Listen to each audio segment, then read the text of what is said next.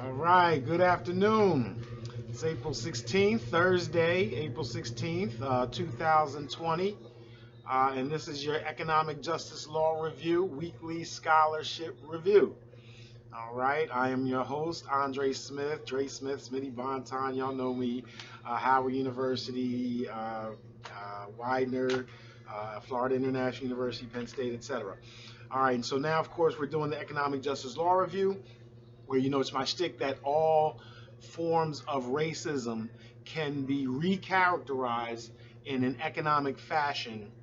And the format that I use is basically describing structural racism as asymmetrical market failures and imperfections relating to race. In other words, racially asymmetric market imperfections and failures.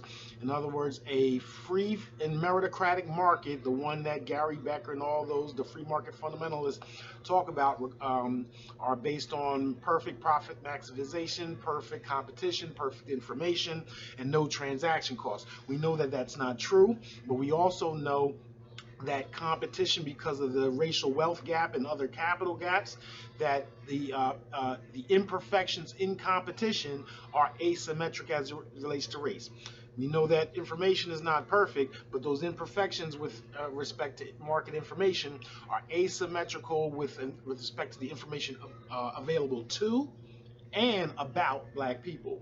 We know again that there are transaction costs, there are taxes, there are externalities. However, they are asymmetrically distributed with respect to black folks. And then when we talk about the very fundamental part of each individual being a profit maximizer or perfectly rational, we know that the society's push when it comes to market engagement and withdrawal, black people are asymmetrically encouraged or discouraged to participate within the commercial marketplace to its fullest effect.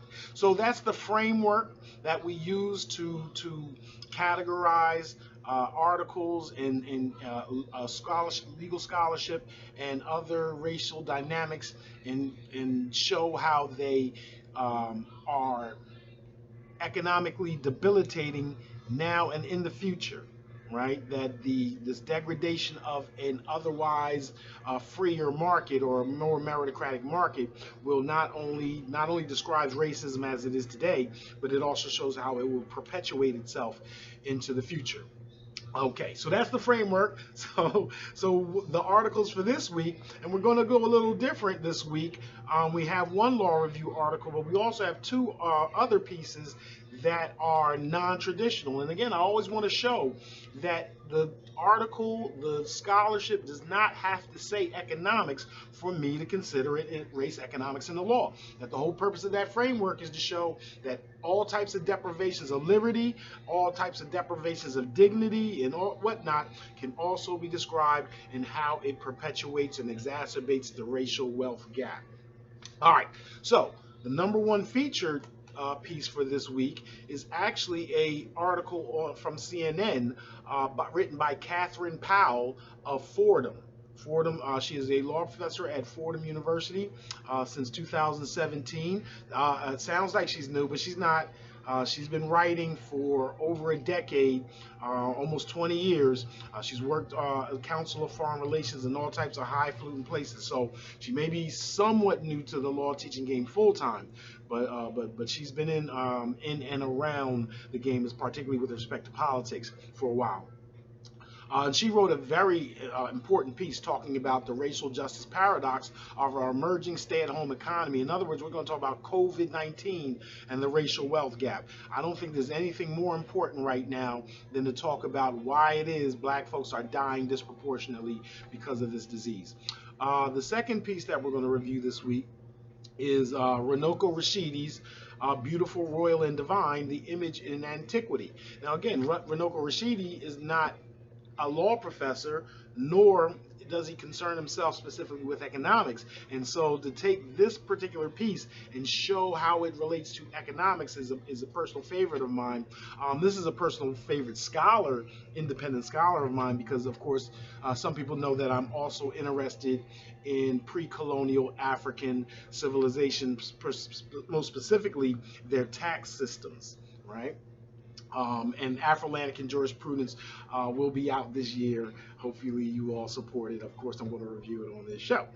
Now, the third piece we're going to talk about this week is Etienne Touissant, Dismantling the Master's House, that he just recently published at the University of Michigan Journal of Law Reform in 2019. Etienne is a professor, assistant professor at the University of District Columbia. So shout out to UDC, right across the street from my alma mater, Howard University School of Law. And he's written a very interesting piece on social impact bonds. And I believe this is not his first piece on social impact bonds. I want to say I need to get the piece that he wrote for the University of Houston because I still need a little more detail on the social impact bonds before I can comment too much on them. But we will talk about his particular piece in a second.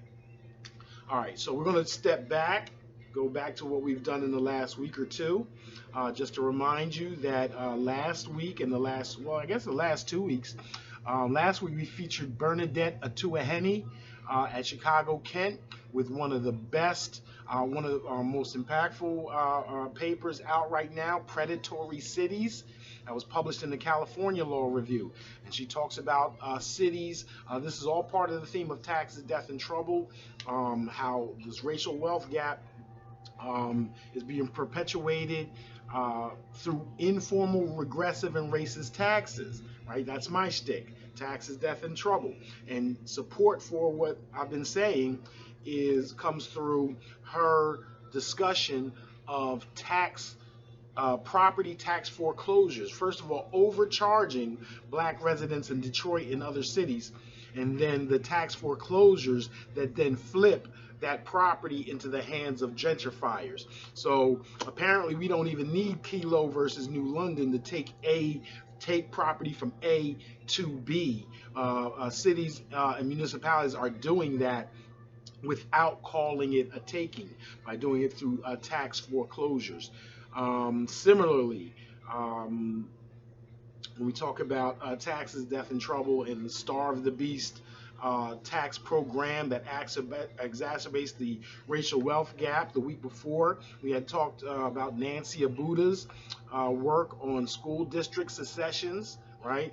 Currently going on in New Orleans and other places all around the country, where we're creating inner cities inside the inner cities, so we can wall off the tax revenue and school districts for wealthy people, leaving the rest of the city even further impoverished. We also discussed that week Beth Colgan's discussion of economic liberty, where she also talks about criminal justice fines and fees, as she doesn't call them informal, racist, and regressive taxes like I do, but she understands the effect to be the same. And she has a great paper that talks about some of the ways in which those taxes in the form of law enforcement obligations can be combated. We also talked last week about the RNC versus DNC, the case out of Wisconsin. The good news there is voter turnout may have been hampered, but folks still came out strong, or at least strong enough to win the election for certain candidates who would seem to have been the target of that suppression. Last week we talked about, as we presented Ezra Rosser's new edited volume that includes a good colleague of mine, Francine Lippman, Holes in the Safety Net, Poverty and Federalism. And we also talked about Jennifer Pizzio's work, The Importance of Diversity and the Inclusion in Healthcare Compliance, right? Talking about chief diversity officers and whether high healthcare compliance officers can do the same role. I know I've always talked about that in relation to Derek Bell's Racial Preference and Licensing Act, right? Does it actually change racist behaviors, or is it a payment or a license to discriminate, whereas the presence of the CDO shields the company from litigation? All right. So those are the ones we have done in the past, the last couple weeks, 2-3 weeks. So let's get to our current ones. Let's start with Etienne Touissant on social impact bonds. Social Impact Bonds, Dignity, and Neoliberalism. The title of the article is Etienne is called Dismantling the Master's House. It is published in the 53rd volume of the University of Michigan's Journal of Law Reform, page 337. My recharacterizing it in terms of economic justice in our framework goes as such. To the extent community economic development and other anti-poverty programs attack the racial wealth gap, they address asymmetrical market competition, right? By trying to increase our capital base. Touissant's concern for how people-based community economic development perpetuates racist stereotypes responds to racially asymmetric market information about Black people. So within the paper, Touissant is talking about how to create better community economic development programs, because the ones that we have, the people-based and the place-based CEDs or community economic development programs, don't seem to have not contributed or have not reversed the spreading or the widening of the racial wealth gap. Now, that doesn't necessarily mean that they have been they're not useful, because widening of the racial wealth gap, as we are showing, involves a lot of components. It wasn't all on the shoulders of CEDs. Yet, his point is still taken that there can be better approaches, and he believes that social impact bonds, which bring the private sector into a social justice mode or mechanism, may be the part of the solution. And I find that interesting because as I taught 6 years in Delaware, and that's kind of the home of kind of where the B Corp corporation movement is gaining traction, where we have a corporation can be formed with a social justice component so that they can't be sued by their shareholders when every move they make isn't necessarily towards profit maximization or maximizing shareholder value. So I'd really be interested in Professor Touissant's thoughts about B corporations and its relation to these bonds. Now, I will say I need to read more about these bonds, social impact bonds, because in this piece, Professor Touissant is not necessarily giving us a lot of detail about the bonds. What he's doing here is he's criticizing the neoliberal environment that he believes that the United States is within, and which he believes will prevent or thwart or at least hamstring social impact bonds. So let me give you a blurb from his paper. This article contends that place-based and people-based CED models have failed to meaningfully consider the distributive justice implications of neoliberal development strategies. By focusing on the expansion of investment opportunities for private stakeholders in distressed neighborhoods, place-based strategies have perpetuated wealth inequality while undermining the economic empowerment of the poor. Similarly, while people-based strategies appear preferable because they empower individuals with the resources necessary for self-care, they undermine the inherent social capital of distressed low-income neighborhoods. Advocates of people-based CED programs implicitly perpetuate a racialized yet unconscious bias that concludes, when it comes to low-income minority neighborhoods, there is nothing of value worth sticking around for. He's talking about flight, right? Though well-meaning by encouraging low-income residents to move to opportunity in low-poverty suburbs, these advocates discount the existing social and cultural capital of Black low-income neighborhoods, where non-market economic assets typically go unaccounted in the development process. I'm going to pause right here because I think it's interesting to compare and contrast that statement with Dorothy Brown's article maybe 4 or 5 years ago, talking about how Black folks need to leave Black neighborhoods to get the market bump of being in white neighborhoods if you're going to invest in real estate. And my response to that, in Taxes, Death, and Trouble, was in fact about discounting the social capital within Black neighborhoods. So I think that's a very interesting thing. So on that score, I kind of support Professor Touissant. On the other hand, I can turn around and ask, well, isn't that the same when it comes to black folks going to elite colleges, right? That we're pulled out of the inner city and sent to elite colleges through fellowships and scholarships and whatnot on the hopes that we're going to return, but in most instances we end up assimilating. All right, enough of that. Let me go back to his paper. Further, people-based programs simultaneously privilege the supposed inherent value of opportunity-rich and predominantly white low-poverty neighborhoods, discounting the threat of racism and social isolation for marginalized citizens of color.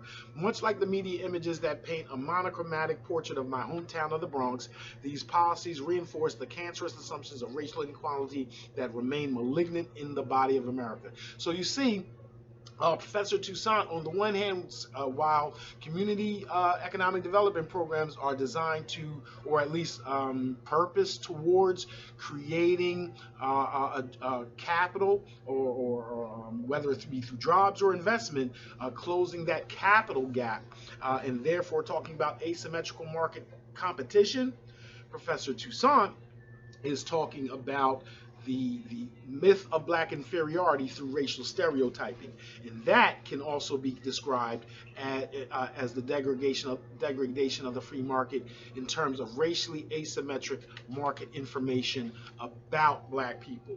Now, racially, you can also say about two black people, but I typically reserve that category for public education and whatnot. Stereotyping, I talk about asymmetric information about black people. So it's a very interesting paper. He does a very, it's a very comprehensive assault on neoliberalism.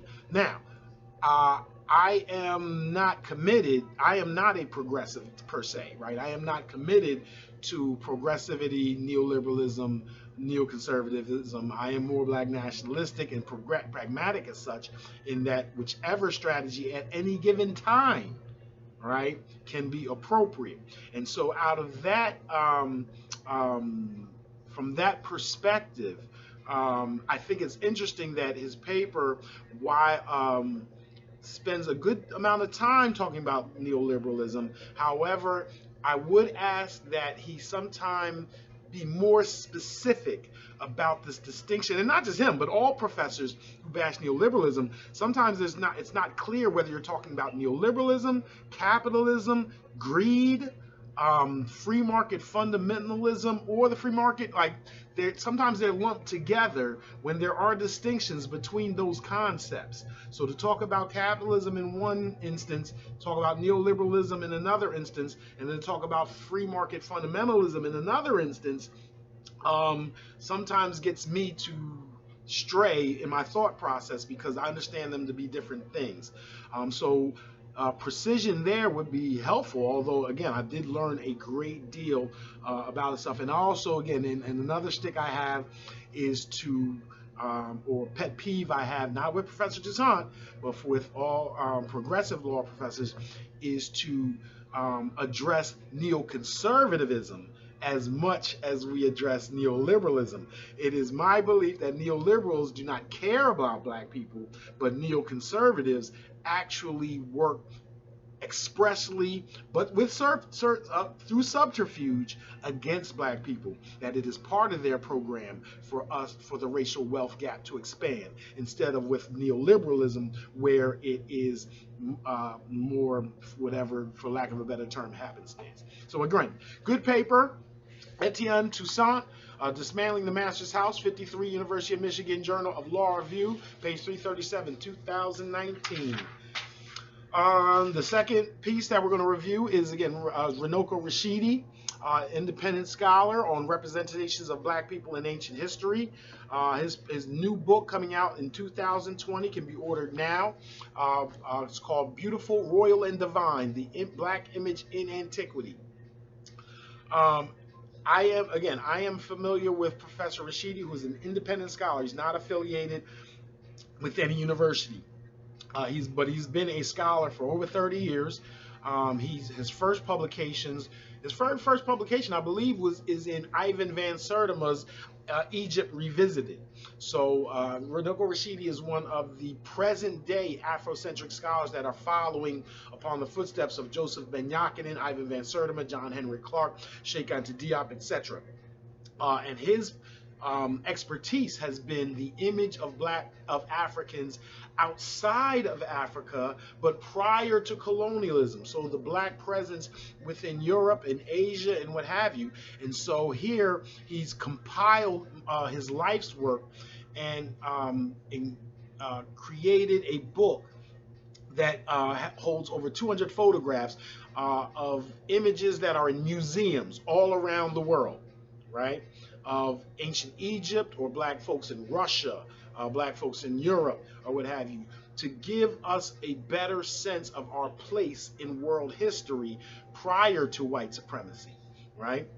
And so again, from an economic standpoint, how does this fit to race economics law? Well, again, the primitive view of pre-colonial African civilizations and people perpetuates racially asymmetric market imperfection about black people.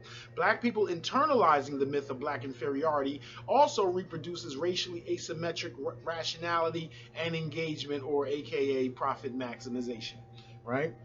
If you don't think you're going to be nothing, doing nothing will get you there, right? And so this is a book that I think should whet people's appetite for much more. That every time they see an image that he presents of a black person that was well venerated, like Saint Maurice or Queen Victoria, all these Pushkin, Imhotep, or whatever, when they see these folks, it ought to inspire people to know the fuller story and see themselves in greatness and have better expectations for ourselves. It's Marcus Garvey who said, if we only knew the greatness from which we came, we would be much less apt to disrespect ourselves. All right. Before we move on, let me just give you a little bit of his bibliography. Like I said, Runoko Rashidi is a very serious Afrocentric scholar. He will tell you when he is not a fan of the myths that are promoted about black people being from the Americas. He definitely promotes the Ethiopian Olmecs. But again, Ivan van Sertima never said that all of the Olmecs were black, right? And so Runoko Rashidi is a dutiful scholar who carries on in that tradition. He is the author of Black Star, the African Presence in Early Europe, 2011. African Star over Asia, the Black Presence in the East, 2012. And that's a wonderful book talking about those wonderful stone monoliths and castles and stuff in Vietnam, right? Jakarta Man and whatnot. I'm sure I'm pronouncing that stuff wrong, but it's amazing what was going on across from Mali and Ghana in West Africa all the way to Kanem in Vietnam. That belt in the 1300s, 1400s. I mean, it's amazing how great those civilizations were and the credit they do not get. He's also the author of Uncovering the African Past, the Ivan van Sertima Papers, 2015. He's a father and author of Asada Garvey, that's his daughter, Asada Garvey and Me. What a name, how a powerful name. Asada Garvey and Me, A Global African Journey for Children, 2017. If you're homeschooling your children right now and you need that inspiration for them, this is a brother that can provide it. He's also wrote the introduction for a book that I think should be on every bookshelf, in a black bookshelf in the world, and that's Robin Walker's When We Ruled, the Ancient and Medieval History of Black Civilizations, that was published in 2006. And brother Robin Walker is a scholar from England, and he also does a series on economic empowerment. Right? It's hard to read about the greatness of pre-colonial African civilization and then return to this notion of a primitive economy when it comes to Africa. And I'm afraid that a lot of folks that talk about progressivity and as worthy and as collected as much as African civilization was more collected than European. Sometimes people take it too far and make the assumption that those economies were not sophisticated when they were, when trade and commerce were popping, and there was in fact private property and some inequality when it comes to African civilizations, the Bantu, and especially the many Bantu states in sub-Saharan Africa. All right, so our featured presentation, again, we're talking about is especially within this global pandemic of COVID-19, is Catherine Powell of Fordham, and she wrote a very persuasive piece on COVID-19 and the racial wealth gap. It's called "The Color of COVID: The Racial Justice Paradox of Our Emerging Stay-at-Home Economy." It's published on April 12th, this past week, on CNN. And the paradox she's complaining of is the fact that on the one hand, black folks are way disproportionately amongst those who have been laid off because of this pandemic. And then secondly, on the top of that, up first fired, we are also disproportionately among the essential workers that have to go to work and put ourselves on the front line of this disease, of this virus, and therefore we see these numbers where black folks are far and widely disproportionately subject to the COVID virus, and that we're widely more likely to die from the COVID virus. I want to say the numbers in Mississippi itself was 56% of the COVID cases in the state of Mississippi are African American. Right now, that's not as stark as you might imagine because Mississippi has such a large black population. However, over 70% of the COVID deaths in Missouri, and I want to say 76%, something like 3/4 of the COVID, 72%, close to 3/4 of all the deaths in Mississippi have been from black folks. And let me also say, let me give a shout out to Jay-Z, Yo Gotti, Meek Mills, Malcolm Jenkins, and all those who took a lot of flack for their negotiations with the NFL, and yet I see them as the only people that are addressing the prison deaths in the Mississippi prison system, where clearly the COVID virus will have a very harmful effect, right? When governments don't have the money and start cutting corners, we know that when it comes to prisons and jails, those will probably be the first places where they're going to try to get away with a very tight budget. Let me read something from Catherine Powell's piece in CNN. She writes that while 37% of Asian workers and 29.9% of white workers are able to work remotely, only 19.7% of black workers and 16.2% of Latin workers are able to telework, according to the Bureau of Labor Statistics. In short, they must leave their homes and show up for work during a pandemic. The duality, people of color being overrepresented among both the unemployed and among essential workers, is two sides of the same coin. That's powerful. And guess what? Doesn't even go far enough, right? She's limited by time. We have a little more time because it's even worse than that, right? We're talking about black people being essential employees. Well, right, healthcare, food workers and whatnot.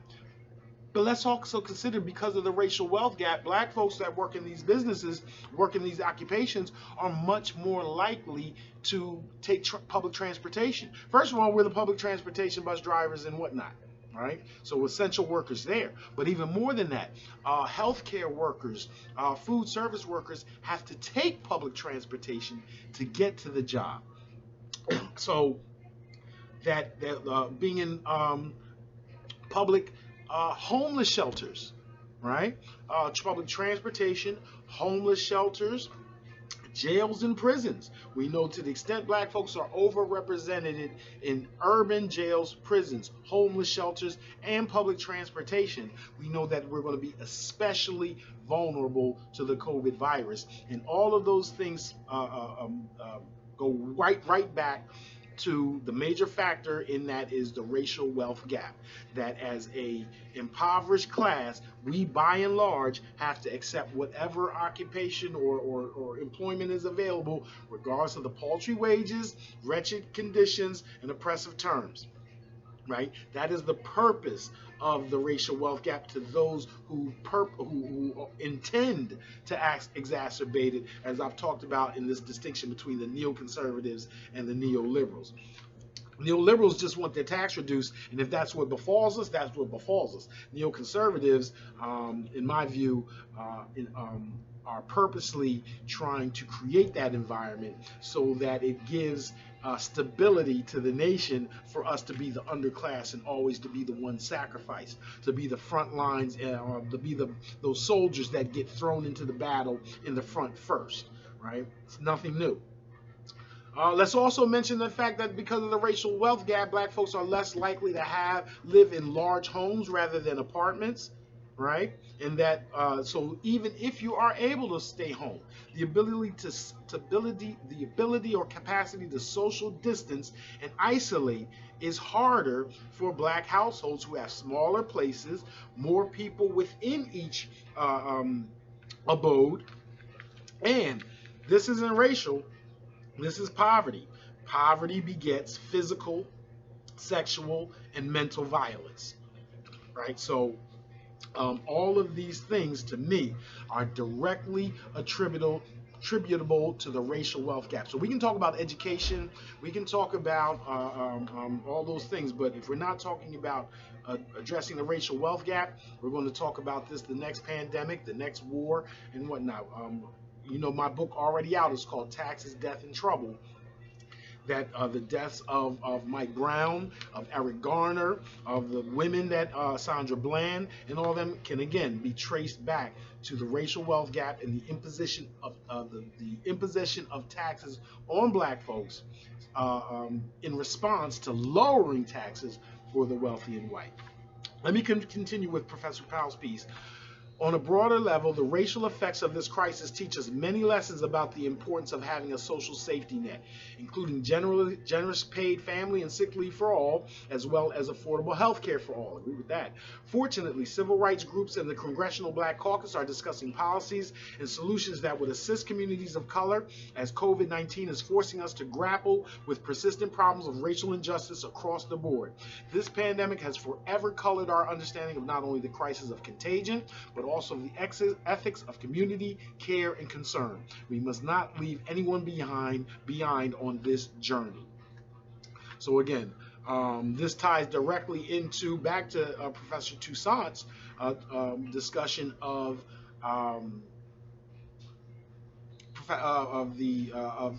social impact bonds and community economic development. It ties right on back to Bernadette Atuahenne's call for cities to stop being predatory. It goes right back to Beth Colgan's point about finding ways to stop the economic deprivation of law enforcement obligations.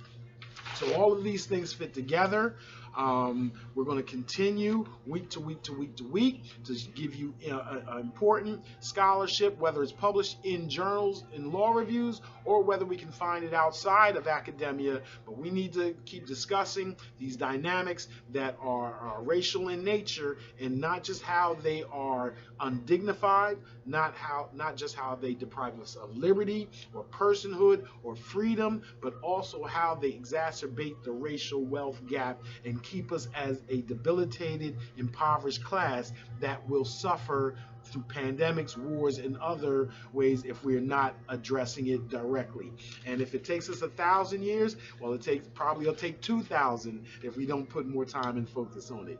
All right, so we're gonna end there. We're gonna try to do it again on Wednesday. I know it's Thursday, so we're gonna try again April 22nd, 2020 for the next installment of the EJLR Weekly Economic Scholarship Review. Thank you for joining us. See you next week.